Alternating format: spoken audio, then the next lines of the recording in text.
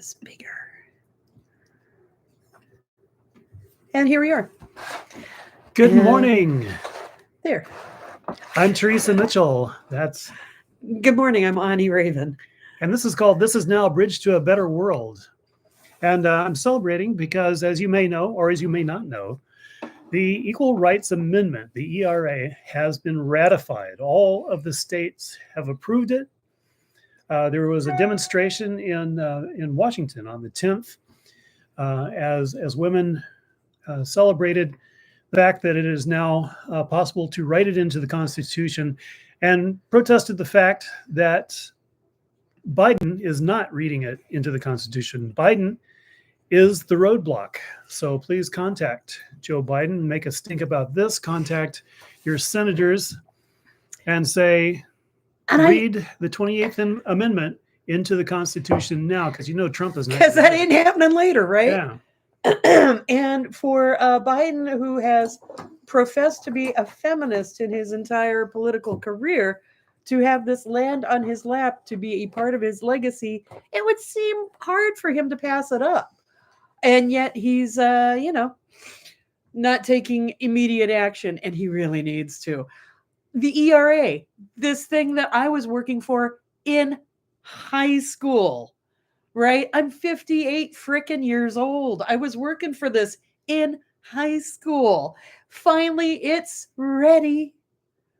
My whole adult life has been spent trying to think about this thing getting ready.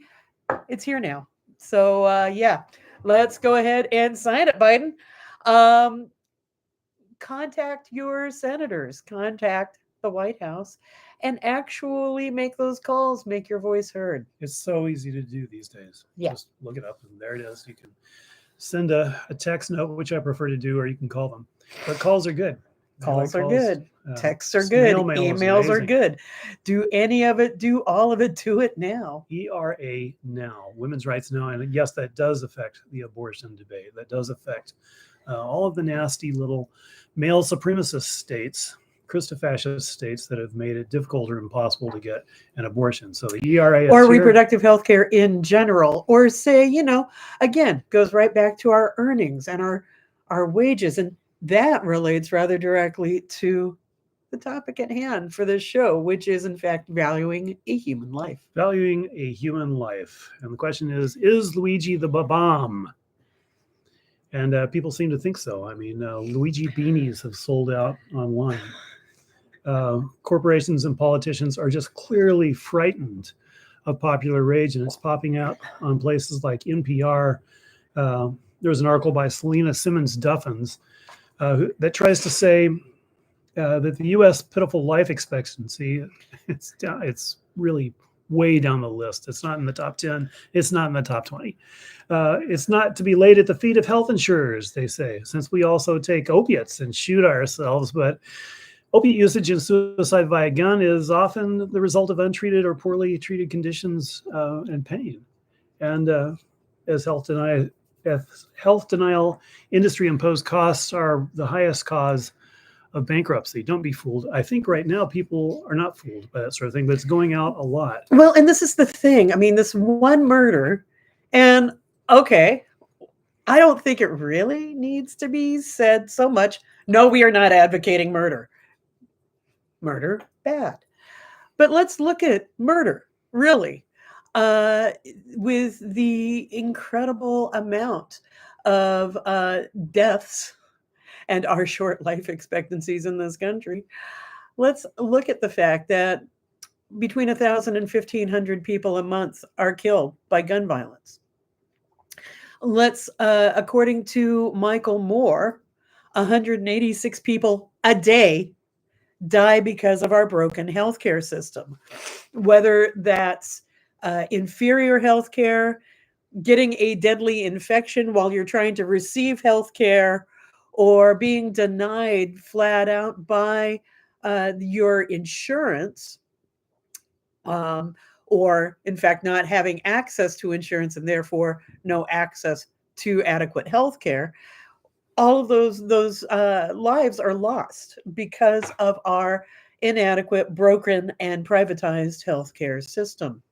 And people are reacting as one, and it's in a way, I mean, okay, yeah, I'm sorry the guy's dead, but it's an exciting moment as people say the thing that can't be said, that we are living as serfs who can be killed at the whims of our profit-taking masters. And right now, I think I said the Luigi Gamer character is appearing with calls for unity against the health denial industry. People are calling it the health denial industry for the first time that I've noticed in my lifetime. There's calls for a class action lawsuit, and there's a very needy cat right now. You know what, kitty cat? People love you. This is Ozzy.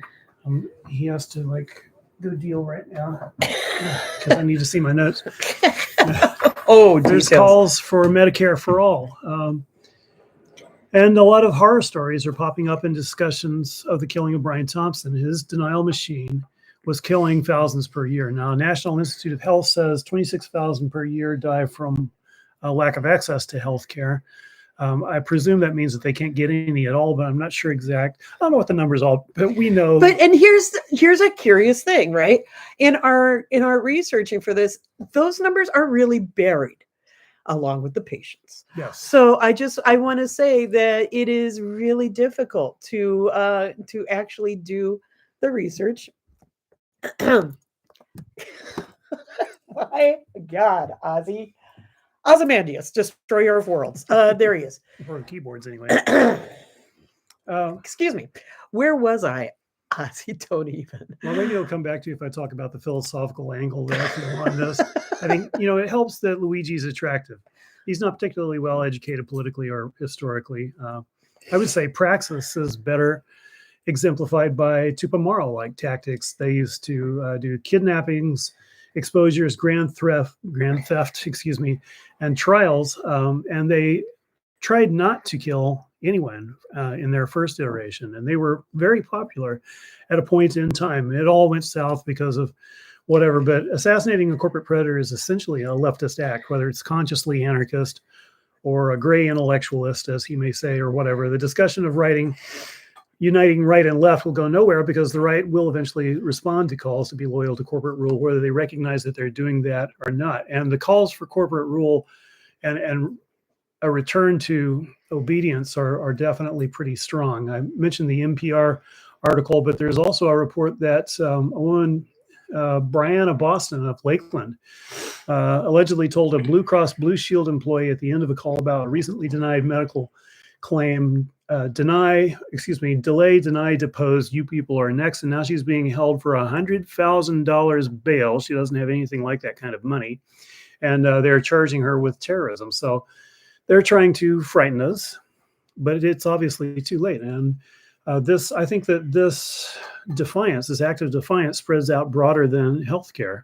This act of defiance could spread out to other corporate predation, notably the corporate destruction of the entire planet, the corporate support for Christofascist oligarchy rule, the people taking power now without having actually won the election.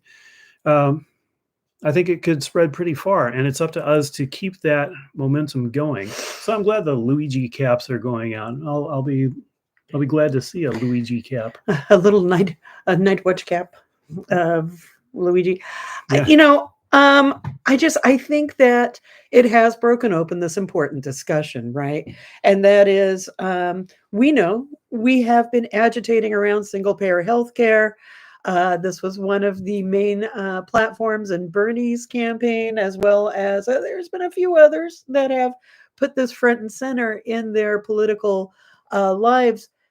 But it has not broken into the national public discourse like it has in this last week. People have felt helpless. Now people feel rage, and that's an improvement. Sorry to say, Well, it really is. And again, looking at how we value our lives, there was this extensive manhunt. It was front and center in the news. Can we find this guy? This guy, he murdered somebody. We got to find him. We got to find him right now. I know people who have been murdered. There's not a national manhunt. There's Not Far from it. Quite uh, the opposite. quite the opposite. In fact, in the case of Sean Keelagher, an old friend from Occupy, the cops not only did nothing, they kind of, really did nothing to try to find his killer. It, it was actually his mom that was able to put things together to find and finally get the police to listen, right? So this is, oh, murder, it's wrong. We can't have it, I tell you. We will spare no expense to find murderers. Obviously not the case in this country. Yeah, there was. And so that's the point I really, yes, the healthcare system is broken. Yes, there is outrage about it. But I also think that this particular case really underscores how we value human life. Why, that CEO, he had a family. As That he, if the, 1,000 people a year killed by police don't have families? or the people that this person killed with his With deadly his AI. with his denial of life-saving medical interventions. There is an acquaintance right now whose partner is facing death because his insurance, which is apparently United Healthcare, coincidentally, is denying a needed heart surgery, right? That his cardiologist has written letters saying, no, we really need to do this thing. Michael Moore points out that there's 1.4 million people who are employed in the insurance agency to, evaluate and ultimately deny claims. That's almost 1.5 million people in this country, 1.4 million people in this country working in the denial industry. There's only 1 million doctors in this country Oh, that are practicing. that says a So lot. I think, as Michael Moore points out in his most recent newsletter, that pretty much says everything you need to know about our broken healthcare system. He is making his documentary movie Sicko available for viewing for free, and I recommend that everyone check that out. It's years old, my Yeah, goodness, good like 10 find years though. old, but it's amazing. I'd forgotten about that movie. It's a great movie, and effing powerful, like everything Michael Moore does. Well, Okay, philosophically, I just want to say I don't think you can do that. The needs of the many outweigh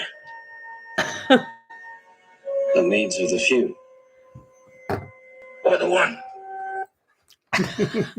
So Spock said it.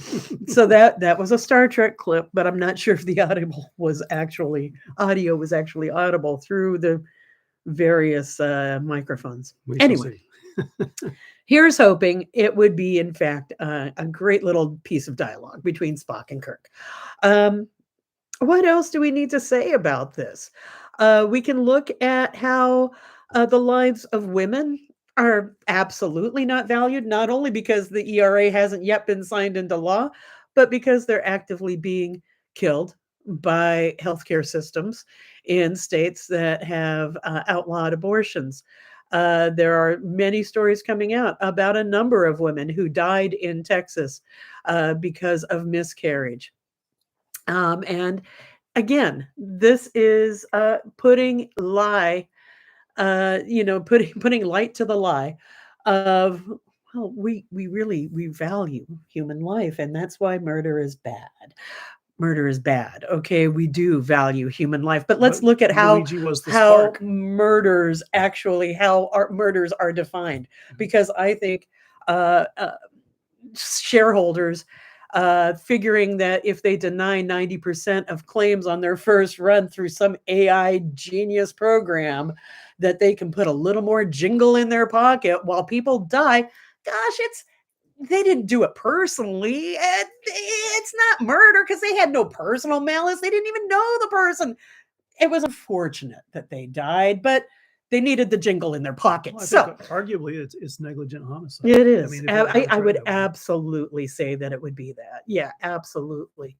And I wouldn't even say so negligent, really, because that would imply you didn't know. It was just a thing, and you're kind of, oops, doodle sets a little akin to manslaughter. This is kind of malice aforethought. They know exactly what those algorithms do, I don't know the law. and they I'm just not a lawyer.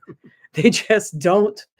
When it comes to their profits, your life is of no interest.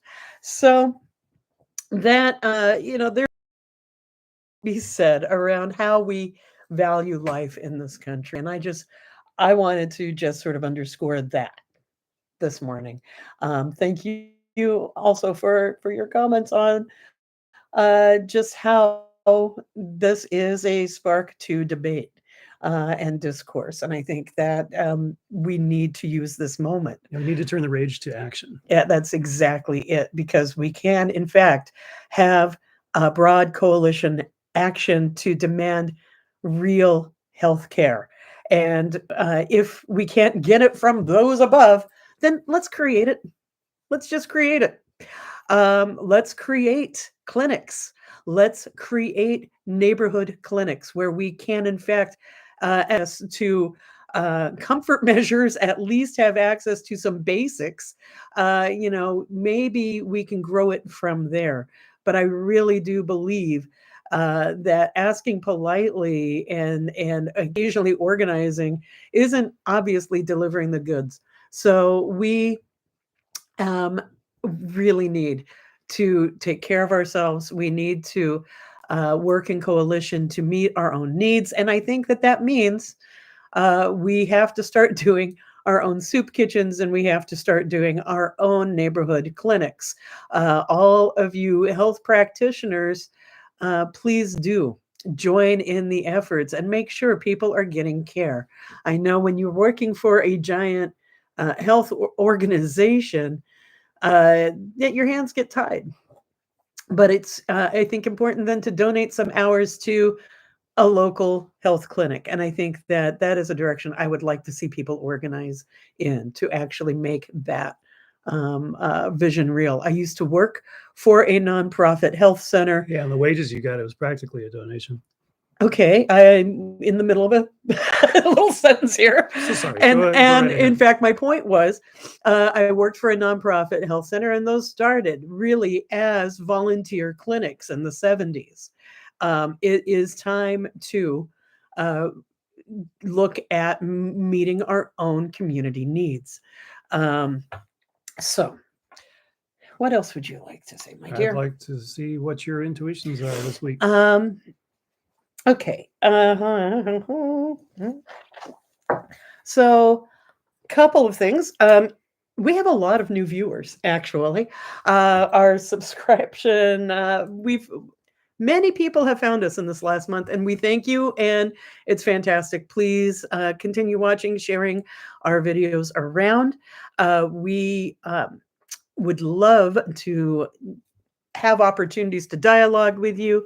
Please leave comments below what you're thinking, what topics are really sparking your imagination, what topics are really sparking your intellectual curiosities. So we welcome all new viewers. I'm Ani. I'm Teresa. And this is now Bridge to a Better World. We're here every Friday morning at 9. To have some dialogue, to have some community, discourse, let's say, and a little intuitive tarot here at the end of the show. You can please subscribe to our channel, hit that like button for the video, hit the notification bell so you know if we actually, so you know when we are in fact engaging in a stream or uploading a new video or message. And we thank you for doing all of that. Hit the like button, share our channel with friends and family. Thank you very much. We are over 120 subscribers as of this morning, and I am thrilled. It's been great chatting with some of y'all as well. You can always email me, aniraven@gmail.com. If you would like to discuss witchy things, tarot things, etc. I am always up for a chat. So, what do the cards say this morning? We have the Five of Cups. We have the Five of Cups. We have the Nine of Cups. And that's the five again. And we have the Two of Wands.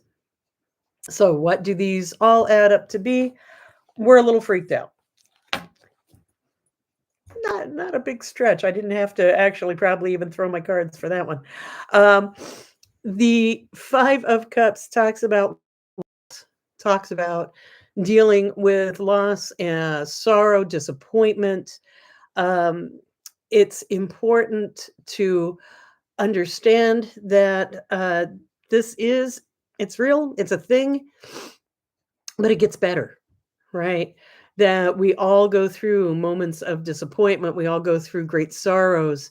But here, in fact, there it is. The bridge on the wall is literally the bridge to a better world, right? It is saying that maybe you need to take a little journey to find a new perspective, that looking around you, elevating your perspective, chatting and finding support is a great way to increase your perspective, get the needed support for the sorrows, and to, in fact, take a broader view where you can find that better horizon. And the Nine of Cups coming right after that. The Nine of Cups talks about wish fulfillment and the fact that what we are working for, what we are working towards, what we want to bring into our world is possible. And it takes sharing, it takes compassion, it takes community, but it's possible. And it reminds me of the quote by Arundhati Roy, "Another world is not only possible, but at times when things are quiet, she can hear it breathing." So take heart, take care, take compassion, take care of each other, and keep visioning big. We need bigger dreams, bigger visions, new ideas, and we need to put them into action to create the world we want. In this next administration, petitioning for a redress seems a little like peeing in the sea, right? We need to take care of ourselves. We need to bring our wishes into reality. And the Two of Wands talks about the things that you want being close at hand, but maybe you're not quite sure of yourself. You're not quite sure if you should reach for them or not. Yes, in fact, is the answer. It is time to take action to bring those things that we want, that we need, closer to our reality. So say the readings. I use for our Friday morning shows the Cat Tarot deck that was given to me some years ago by a good friend who knows I like cats and thought this was kind of cute. And when I first saw it, I was like, that's kind of cute. In fact, it's a great tarot deck, and I absolutely recommend it. The person that wrote it absolutely knows cats and absolutely knows tarot. Megan Lynn Cott, Kott. Megan Lynn Cott is the author and the artist of the deck.